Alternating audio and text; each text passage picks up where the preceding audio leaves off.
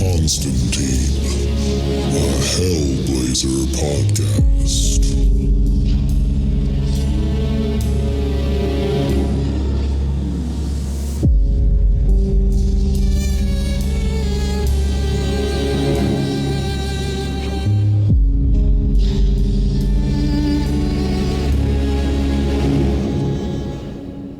Hey there, everybody. Welcome back to John Constantine, the Hellblazer podcast. Today, we are reading Hellblazer number 171. But before we get into that, just a little catch up on what's been going on. John Constantine is dead, or at least we think he is. He was apparently burned to death in a S&M club, and Agent Frank Turro has come to Los Angeles to figure out what happened to John and find out if he's actually dead. And also, and more importantly, finally take down the big fish he's been after for a long time, which is SW Manor.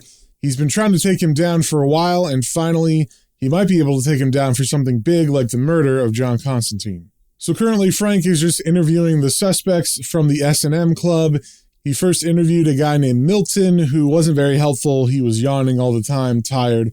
But he did give a little bit of context of what happened that night. As he was being serviced by a couple people, he heard screams and then saw the burning body of John Constantine just standing there and fully engulfed in flames. But that's all that Milton knew, so Turro went to look at the other witnesses to choose possibly, hopefully, a better one, and he settled on a woman named Peggy, who is a dominatrix of some sort, and it seemed like he picked her for a specific reason, but it's not the reason you might think. She was dressed very scantily. She had like a leather bustier that did not cover her breasts. So they're just kind of out there with pieces of tape and an X covering her nipples. And the detective who's with Turro assumed he picked her because she's half naked. But actually, the feature that Turro was interested in was that she had obviously been crying because her mascara was running.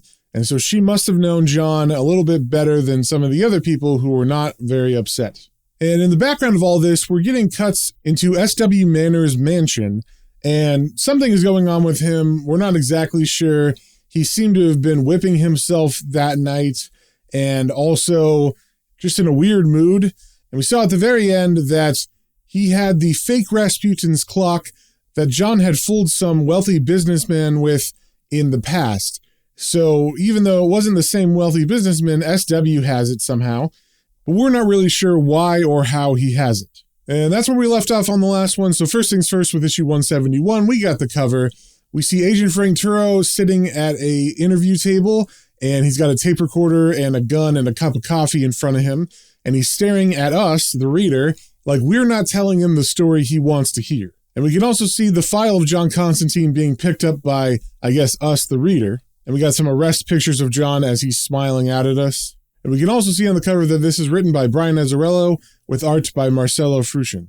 And as we turn to the first page, we get a scene of the silhouette of John Constantine in the throes of passion with a couple different women, and there are chains in the background behind them, so we can assume this is in the S&M dungeon. And over these panels, Peggy is narrating, "He was insatiable. God, never, ever satisfied. He moved like a tiger from one body to the next, just devouring." And she must be getting interviewed still because a question is asked of her, but we don't hear what it is. She just answers, "Their pleasure? I doubt if he noticed or cared, if he gave them any. But his was all that mattered. It was beautiful to behold." Then we get a full-page splash that's pulled out so we can see even more of this scene. And we see John Constantine getting weak at the knees as he's getting so much pleasure by a bunch of women kneeling down around him. And we can also see some silhouettes of other people, maybe men, maybe women, around him getting pleasured as well. And it looks like he would be falling because of the ecstasy if he wasn't holding himself up by grabbing onto the chains above him. And we also see on this page that the name of this issue is Ashes and Dust in the City of Angels, Part 2. And as we turn to the next page, we do see that Peggy is still being interviewed by Agent Frank Turro in the room, and we're back to exactly where we left off, with Frank at one end of the interview table and her at the other. And to Peggy's story about how insatiable John is, Frank looks at her and says, "Hell, Peggy, that's some story." And Peggy says, He was some man, Agent Turo. And Turo says, sounds like it. And Peggy says, felt like it too. He might have been even enough for me. And Frank says, I'm not so sure. And as Peggy blows out some smoke, she says, neither am I. That's why I said might. And then Turo asks, okay, might you want to say how John Constantine died? And Peggy answers, he burned. And Turo says, no shit. And then Peggy holds up her cigarette and stares at the glowing embers at the end of it, and she says, no, I mean Johnny had a fire. You ever had candle wax dripped on your naked body, Agent? And Frank Turo answers, I'm a bit more traditional sexually, Peggy. And Peggy says, really? That's not what your eyes say. It's exhilarating. The hot wax, hardening against your warm, wet flesh. Such a rush. Then we get some panels that are a scene of her and John as she's pleasuring him, and he's tied down on a table, and she's pouring hot wax on him, and he's crying out, more sugar, as the wax droplets drip on him. And then she gets close to his face and says, patience. And it seemed like she was going to continue talking, but John cuts her off saying, is a virtue I don't have time for. In me pocket. So Peggy goes over to his coat, and she looks through the pockets, and she finds his lighter and a bottle of lighter fluid. And as she squeezes the bottle of lighter fluid on his chest, John says, don't fret, love. I know what you're doing. And then she sparks the lighter on the lighter fluid, and it bursts into flames. And John screams out, and just as the flames finish burning, she leans down and puts her breasts on his chest where he was burned, and then she puts her face close to his like they're about to kiss, but almost like she's holding back to torture him a bit more. Then we leave those panels of the memory, and we cut back to the room with Agent Frank Turo, and he's saying to her, you saying you pulled a similar stunt maybe? That's what caused the fire? And Peggy answers, no. You can't understand, can you? I'm saying Johnny's fire was inside. He was consumed by desires someone like you would be embarrassed even fantasizing about. He burned, Agent Turo. He burned. And as she says this last line, she lights another cigarette. Then we turn the page, and we cut to S.W. Manor in a bathtub. And he is wiping his bloody back from the wounds we saw in the last issue that look like whipping marks. And he's wiping them with a sponge. And then all of a sudden, he hears a noise, and he looks up, and he sees the bathroom door open. And the door has a mirror on the front of it. And as he looks up at it, he sees his reflection, and his eyes kind of dart around, and he asks, Fredo? And nobody answers, so he gets out of the tub, and he walks to the door, and as he's looking through the slightly open door to see if anyone is there, he notices in the mirror that John Constantine is standing right behind him. But then when he turns around, no one is there.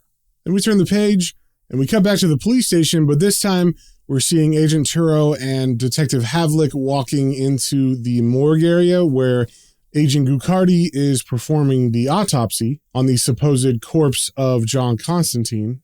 And as they walk in, Agent Frank Turo says, you rang Gugliardi? And Gucardi looks up with the scalpel in his hand and says, yeah, Frank, I rang. Making any headway? And as Frank approaches the table with John's body, he says, oh, you bet, pal. Very cooperative group. All the gut spilling going on. It's like you were there. Of course, he's being sarcastic, and Gucardi picks up on that and he says, nobody saw anything, huh? That doesn't surprise me. And Turo says, unflappable as always. So, what have you got? And Gucardi answers, the worst damn case of heartburn I ever seen. And Agent Turo smiles and says, funny. But Gucardi isn't laughing. He says, no, I'm serious. Don't ask me how, but this body was incinerated from the inside out. And then Detective Havlick asks, is that possible? And Gucardi answers, no, Detective Havlick, but that is what happened. How long do your witnesses say our friend was on fire? And she answers, less than a minute. And Gucardi says, wow, you know it takes 3 hours at 2,500 degrees to cremate a body? And Frank, the fire, from what I can tell, it started in his heart. Ain't that something? Then we turn the page, and we cut to Agent Frank Turo and Detective Havlick walking down the hallways of the morgue and the police station, and Havlik is saying, "All right, Turo, I'd like some answers." And Frank rudely answers, "You and me both, baby." And she snaps, "That's detective." But Frank cuts her off saying, "Listen, why don't you drop the shadow shit and make yourself useful?" And she says, "I'd love to." And then again he rudely says, "Great, I could use some coffee, 2 sugars, detective baby." And as he says that last line, he's smiling, but she is not smiling because she smacks him across the face and his head whips sideways, and then he rubs his jaw and smiles at her and says, "That the best you got?" But she's looking very angry as she stares wide-eyed at him and she says, "This is my case." But Frank Turo points at her and he says, "Wrong, it's mine." And then she says, "You're an ass." And then Frank looks down at her like he's checking her out and he says, "That's right, federal one. So pucker up." And then she gives him a look like, I don't know, maybe she's into this or she's going to do something to throw him off. So she gets down on her knees in front of him and she says, "Turn around." So she's basically saying like, "I'm going to kiss your ass right now because you just told me to." But Frank seems like he's getting uncomfortable because he says, "Get up." But she insists and says, "No, turn around." And then she reaches out and grabs him by his hips and she says, "Turn around. Come on. I won't bite." And Frank's just silent as he stares at her. And I guess her gamble worked because he says, "What do you like in your coffee, Detective Havlik?" And then she stands back up and straightens out her skirts. And then as she walks past him, she says, "Cream. Just cream, Turo." And she has this look on her face as she says that is suggestive. So I don't know if she's like using her feminine wiles to make him uncomfortable because he's being a dick, or if they're actually flirting with each other. But I'm leaning towards her using her sexuality kind of against him as what's going on. Then we turn the page and we cut back to S.W. Manor's mansion, where we see outside he has mobilized all of his guards to search the grounds for Constantine, we can assume, because he saw him in that mirror in the bathroom. And as they're looking, we see the front gates open and a limousine pull up and Father Sean is getting out and he says, "Fredo is..." But Fredo cuts him off saying, "Nothing to worry about, Father Sean. Just a little scare. Mr. Manor is waiting for you in the game room. Remember where that is?" And as Father Sean walks past him, he says, "Of course. You seemed very concerned on the phone." And Fredo says sarcastically, "Really? How do I seem now?" But obviously it's a rhetorical question and he's just kind of being a smartass because as we turn the page, we see Father Sean walking down to the game room. We're seeing lots of interesting things as he does that. Apparently SW is a big hunter because on the wall of the stairway that he's walking down, there is a line of animal heads. There's lions and bears, tigers, cheetahs, wolves, hippos, rhinoceros. And then there's also a room that's filled with glass and darkness, and there's a big tree in it that we can see, and in the tree are a bunch of giant bats hanging upside down. So I guess this is a bat tank. I don't know what you would call it. It's like a fish tank, but instead of fish and water, it's got bats and a tree. Then we see Father Sean walk through a set of double doors, and he's in a new room, and the new room does have a lot of things on display, but we can't see them in their glass cases. But this is obviously a showroom of some sort. Then we turn the page and we cut back to Frank Turo and Havlik. And Frank is handing her her coffee and she says, "Thanks." And Frank says, "My pleasure." And as they walk down the hall, she says, "Careful. That word seems to have caused a lot of trouble tonight." And Frank says, "Yeah? Well, there's going to be plenty more of it before I'm done with these freakoids." And then Havlik asks, "Plenty more of what? Trouble or pleasure?" And she kind of smiles at him as she says this. And then Frank looks at her and he gives her a sly grin and he says, "Tomato, tomato, detective."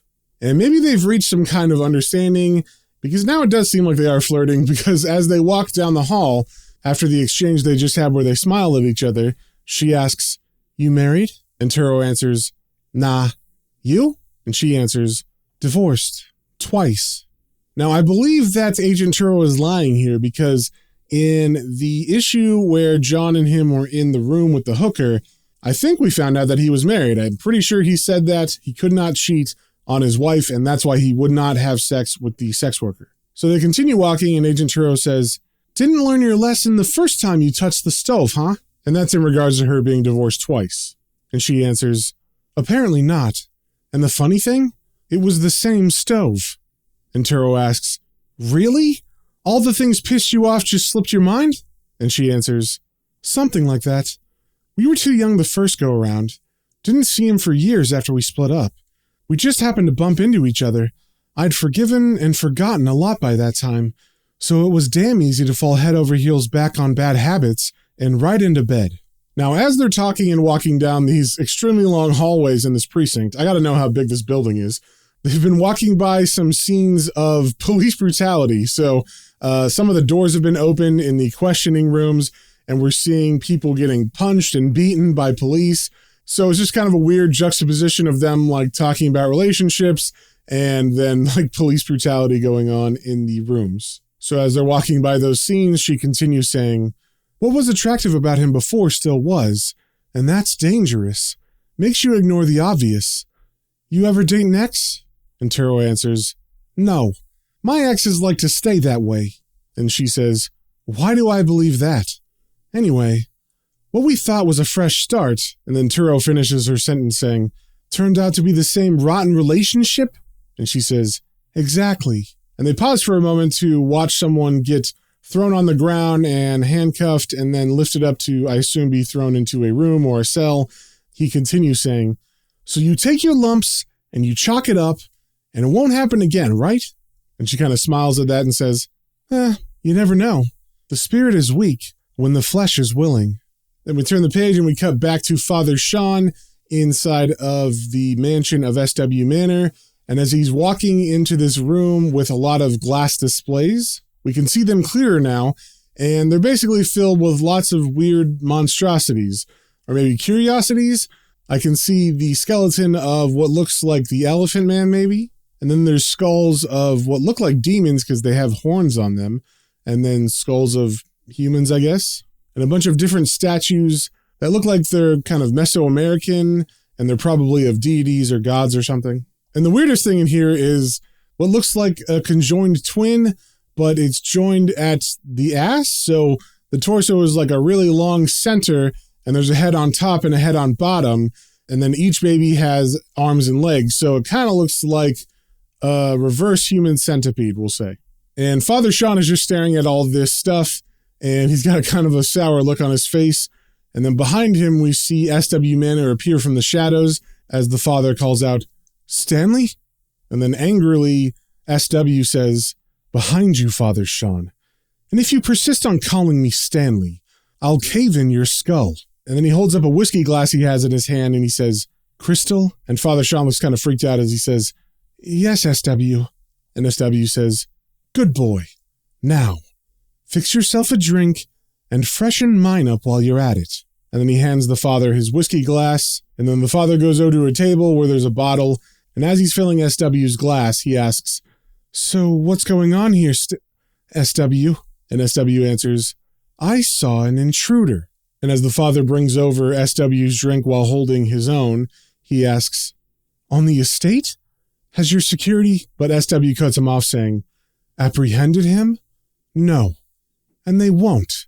Or rather, they can't. And as the father hands SW his glass, he's confused by what SW just said, and he says, I don't understand. And SW cuts him off again and says, and that, father, is why I summoned you. Because I don't understand either.